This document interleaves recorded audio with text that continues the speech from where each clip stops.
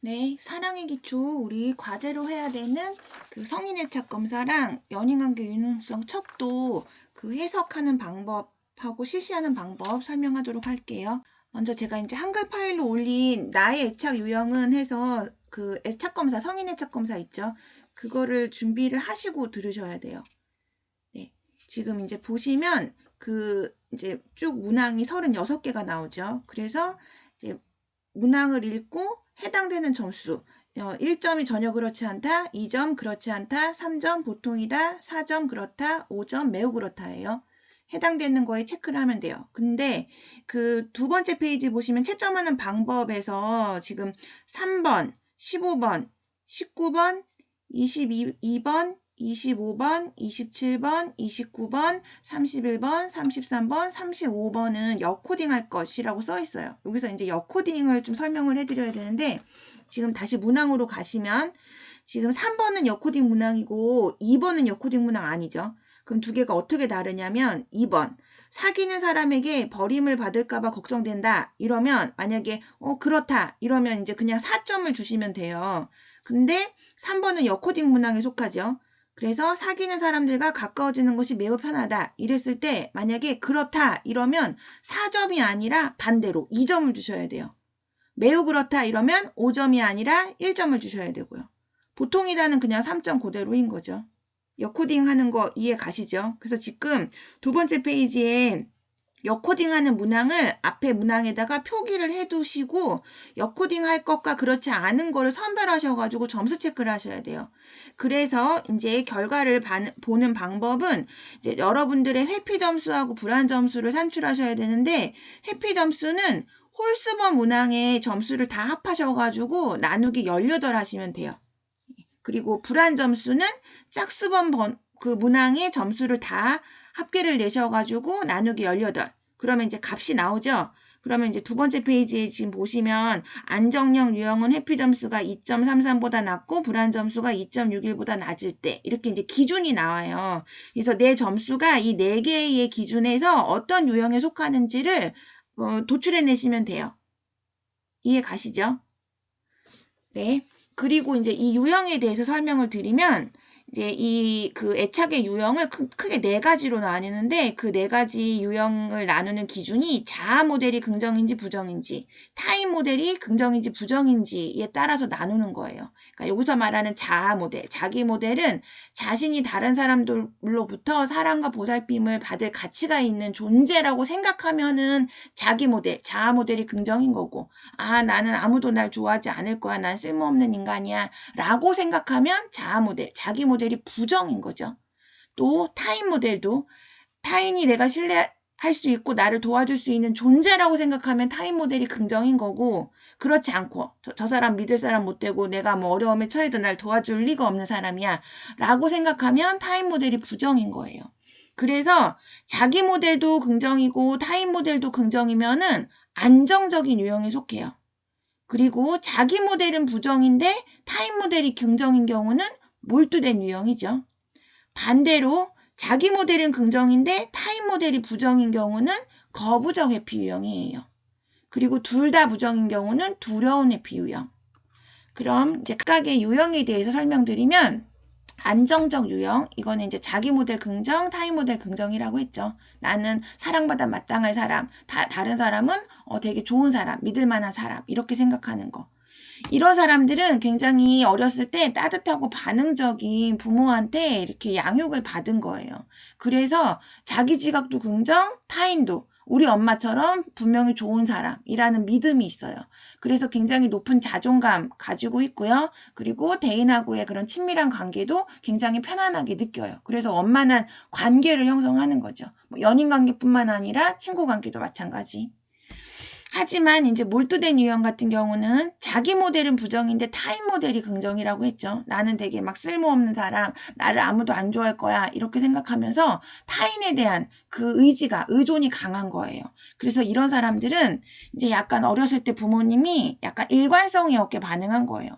어느 때는 잘해주고 어느 때는 못해주고, 그래서 이런 불규칙적인 양육에 기인된 그런 유형이라고 보시면 돼요. 그래서 이런 사람들은 내가 사랑받을 만한 가치가 없다라고 느끼는 경향이 크고, 그렇기 때문에 항상 남을 의식하죠. 타인한테 끊임없이 인정받고 싶어 하고 과도하게 의존적인 성향을 보여요. 그래서 연인 관계를 형성할 때에도 그 관계에 굉장히 집착해요. 그러니까 조금만 뭔가 마음이 멀어졌나? 우리 사이가 조금 소원해진 건가? 이러면 엄청 불안에 떠는 거예요. 그런 이제 유형이 몰두된 유형. 네. 그리고 이제 해피 유형. 해피 유형은 이제 두려운 해피형, 거부적 해피형 두 가지가 있었는데, 어쨌든 둘 다 어렸을 때에 제대로 이렇게 따뜻한 사랑을 잘 못 받은 거예요. 욕구가 충족이 안 된 거예요. 아기가 막 우는데도 엄마가 돌보지 않고, 뭐 기저귀 실을 했는데도 굉장히 한참 있다가 뭐 갈아주고, 이런 이제 케어. 근데 먼저 이제 두려운 해피 유형. 두려운 해피 유형은 자기 모델도 부정, 타인 모델도 부정이었죠. 그래서 사람들하고의 접촉과 친밀감을 원하는 그런 욕구가 있긴 하지만 일단 타인에 대한 엄청난 불신이 있어요. 자기도 마찬가지. 그래서 타인으로부터 거부당할 것에 대한 두려움으로 인해서 굉장히 적극적으로 그 관계를 외면하는 그런 성향을 보여요. 나 스스로도 사랑받을 만한 가치가 없다고 느끼고 다른 사람 역시 뭐 나를 제대로 사랑하지 않을 거고 믿을 수 없어. 이렇게 이제 생각을 하니까 마음이 열리질 않겠죠. 반면에 이제 같은 회피지만 거부적 회피 유형은 자기 모델이 긍정이었어요. 타인 모델만 부정이었고. 근데 원래 이제 자기 모델이 긍정이려면 어렸을 때에 이제 따뜻한 양육을 받아서 나는 사랑받을 만한 존재다라고 생각해서 자기 모델이 긍정이어야 되는 거예요. 근데 회피는 그렇지 않다 그랬잖아요. 근데 왜 이제 성인이 됐을 때 자기 모델이 긍정이 됐냐면 이 경우는 어릴 때의 케어를 잘 받아서 자기 지각이 긍정이 된 게 아니라 이후에 예를 들어서 학교에 들어가서 내가 막 공부를 열심히 해서 뭐 이렇게 성적을 잘 받았더니 선생님이 막 나 똑똑하다고 인정해주고 친구도 막 똑똑한 내 친구 이러면서 인정해준 거예요. 그래서 자기가 노력한 어떤 성취의 경험으로 나 능력 있는 사람이네, 나 괜찮은 사람이구나 이렇게 해서 자기 모델이 긍정이 된 유형이 거부적 회피 유형이에요. 그래서 이런 사람들은 긍정적인 자아상을 유지하고 있다는 점에서 이제 자기 모델이 부정이었던 두려운 회피랑은 조금 다르죠. 하지만 그런 긍정적인 자아 개념은 뭐 부모하고의 그런 따뜻한 양육에서 비롯됐다기보다는 이제 아까 얘기했던 자기가 무언가 일을 해서 노력을 해서 성취한 결과를 통해서 얻어낸 거예요. 그래서 이런 사람들은 이제 역시 타인을 신뢰하지 않기 때문에 친밀한 관계를 회피하는데 두려운 회피 유형은 굉장히 적극적으로 밀어내는데 이 거부적 회피 유형 같은 경우는 약간 수동적으로 회피하는 거예요. 뭐 예를 들어서 누가 나한테 막 호감을 보여서 사귀자 그러면 나는 딱히 좋은 마음이 없는데 그냥 뭐 엉겹결에 뭐 사귈 수 있는 그런 태도를 보이는 것이 바로 거부적 회피 유형이라고 보시면 돼요. 그리고 이제 이 사람들은 사실상 친밀한 관계에 별로 의미를 두지 않아요. 이 사람들은 이제 자기가 뭔가 성취를 해서 이렇게 해갖고 뭔가 좋은 결과를 이제 얻은 거잖아요. 그렇기 때문에 독립성과 자율성에 보다 큰 가치를 두고 있어서 성취지향적인 그런 경향성이 굉장히 높은 사람들이라고 보시면 돼요.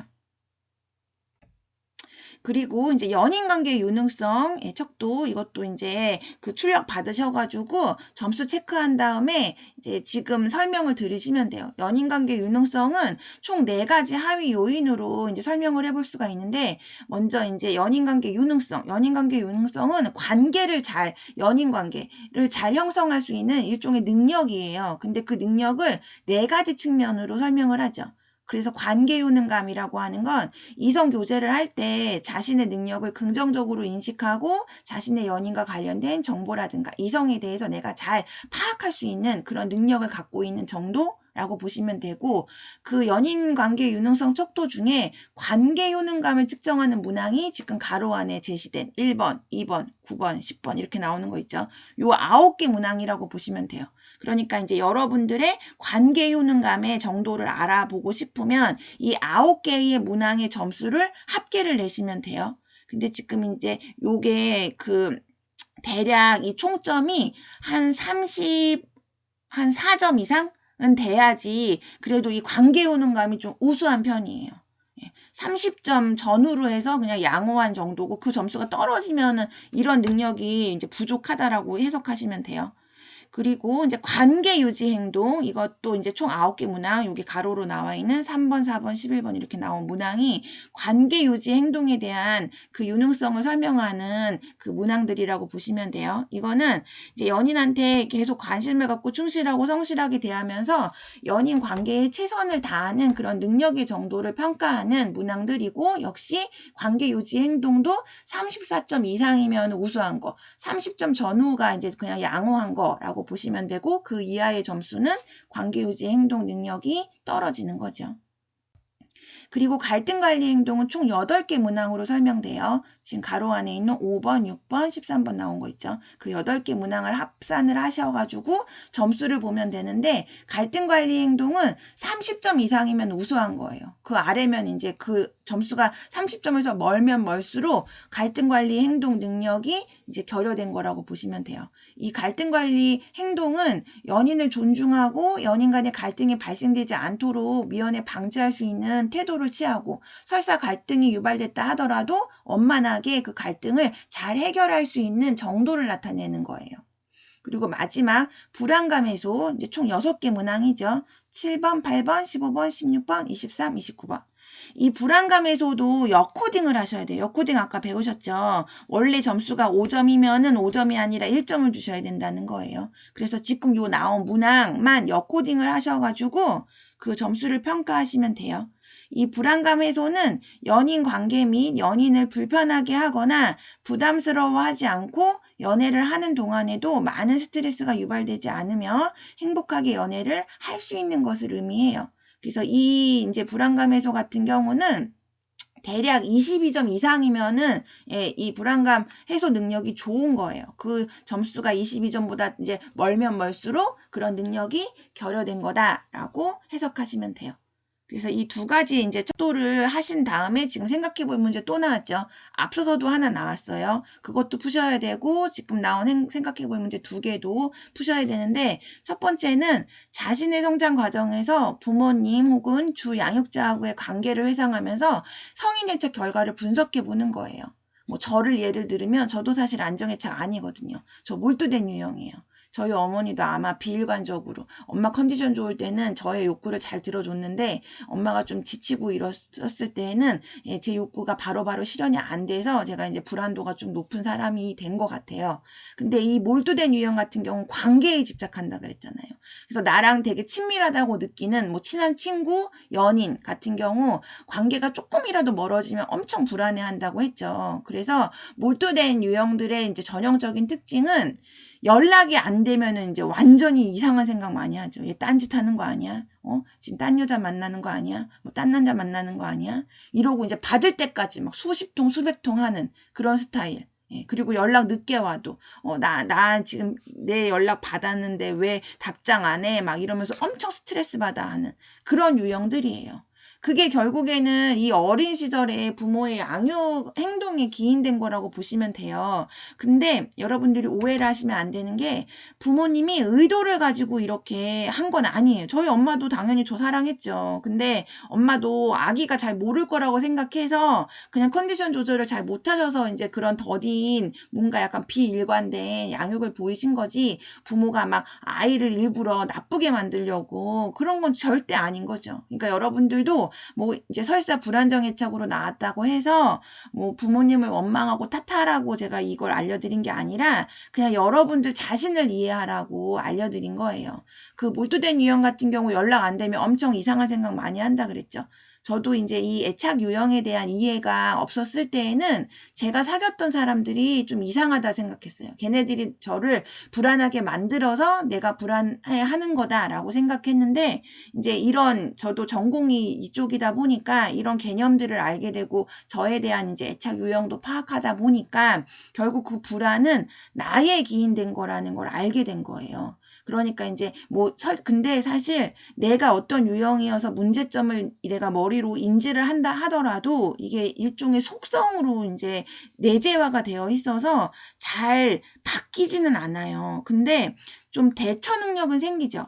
뭐 예를 들어서 예전에는 이거 정말 이런 애착의 유형에 대해서 몰랐을 때는 내가 남자친구한테 연락을 했는데 전화를 안 받으면 그냥 단번에 얘 혹시 뭐 딴 여자 만나고 있는 거야? 나 몰래 뭐 딴짓하고 있는 거 아니야? 이래서 엄청 불안해서 계속 막 나쁜 생각만 하고 연락 받을 때까지 막 연락을 하고 막 나 혼자 막 들들 속을 볶고 막 이랬는데 이제 그 불안이 상대방의 문제라기보다는 1차적인 나의 불안에 기인된 거라는 걸 이제 깨달으셔야 돼요. 그래서 설사 내 촉이 뭐 그쪽으로 발동됐다 하더라도 상대를 의심하려고 하지 말고 이 불안은 나에 기인된 거다라고 자꾸 마음을 다스리셔야 돼요. 그래서 내 일도 하고 별일 없을 거야. 뭐 걔 그렇게 나쁜 애 아니야. 날 속이면서까지 뭐 그런 짓 안 할 거야. 자꾸 이런 뭐 자기 스스로 뭐 체면을 걸더라도 그렇게 그 상황을 이제 견뎌야지 계속 그 자기의 불안에 기인된 불안을 그 상대의 뭔가 문제로 자꾸 확대를 시켜가지고 더 의심에 의심을 하게 되면 결국 본인만 지치는 거거든요. 그렇게 활용하려고 제가 지금 성인애착 검사를 실시하게 한 거예요. 그리고 이제 회피를 예를 들면 회피들은 거부적이든 두려움이든 사실 사람에 대한 믿음이 별로 없어요. 그래서 친밀한 관계를 잘 추구 안 해요. 그래서 보통 뭐 연애하다가 잠수 타서 이별하는 애들 있잖아요. 걔네들은 전형적인 회피 유형들이 많아요. 그리고 연락 잘 안 하고 이제 그런 거에 별로 의미 안 두고 뭐 이런 이제 경우. 회피 애착들은 사실 어떻게 불안의 모습이 이제 표출이 되냐면 가까워지는 게 불편한 거예요. 아까 이제 몰두된 유형, 저와 같은 몰두된 유형은 조금이라도 멀어질까봐 두려움에 떠는 건데 회피 유형들은 친밀해질수록 불편한 거예요. 그래서 밀어내요.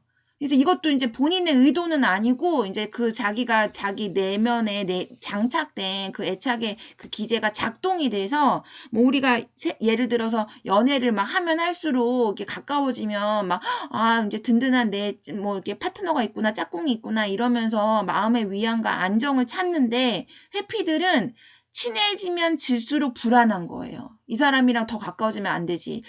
이게 내가 좀 더 거리를 둬야겠다. 이렇게 나오는 거예요. 그러니까 최악의 조합은 몰두된 유형이랑 회피 유형이 만난 게 최악이겠죠. 서로 방향성이 다른 거예요. 그 몰두된 유형은 조금이라도 멀어질까봐 전전긍긍하고 회피는 너무 가까워지는 게 불편해가지고 좀 어느 시점에서 밀어내고 그래서 이제 자기 얘기 좀 안 하는 사람들 있잖아요. 친해져도 항상 그 자리에 있는 뭐 우리가 보통 친밀한 관계라고 하면 뭐 남한테 쉽게 터놓지 못하는 그런 가족사라든가 뭐 개인적인 어떤 뭐 걱정이라든가 뭐 치부 이런 것들을 드러내면서 그게 또 보듬어지면은 그 관계가 되게 각별해지는 건데 회피 유형들은 사실은 자기 노출을 잘 안 해요. 자기 가족 얘기하는 거 되게 꺼려하고. 그러니까 이제 본인이 회피 유형이라면 친밀한 관계를 맺을 때에 우리가 꼭 해야 되는 일은 자기 개방, 자기 노출이라는 거. 그게 당연히 있어야 뭔가 관계가 좋아지는 거고 각별해지는 거지. 그냥 뭐 자기 속도 드러내지 않고 이러면서 어떻게 그 정서적인 침투를 하겠어요. 그러니까 내가 회피 성향이 좀 높은 사람이다라고 진단이 나왔다면 일단 친밀한 관계에 대한 인식부터 좀 다르게 하셔야 돼요. 내가 생각했던 건 친밀한 관계가 아닌 거예요. 거리를 두고 벽을 쳐버리는 거잖아요. 그러니까 이제 그런 부분에 대해서 내가 좀 행동에 대한 수정을 의식적으로라도 하셔야 된다는 거. 그리고 이제 두 번째는 성인애착 유형이랑 연인관계 유능성 결과를 이제 비교해 봐서 이제 나의 연애 성향을 분석하는 거예요. 뭐 안정 유형으로 나온 사람들은 분명히 연인관계 유능성 점수도 좋게 나올 거예요. 근데 이제 불안애착이라든가 이제 회피 유형으로 나온 사람들은 연인관계 유능성에서도 점수가 그닥 높게 안 나오거든요. 그러니까 그 결과를 토대로 해서 이제까지 나의 연애 경험담을 비춰서 한번 연애 성향을 분석해 보라는 거예요.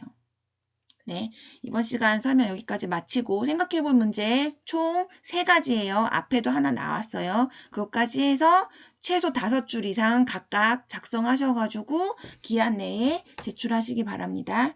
네, 수고하셨습니다.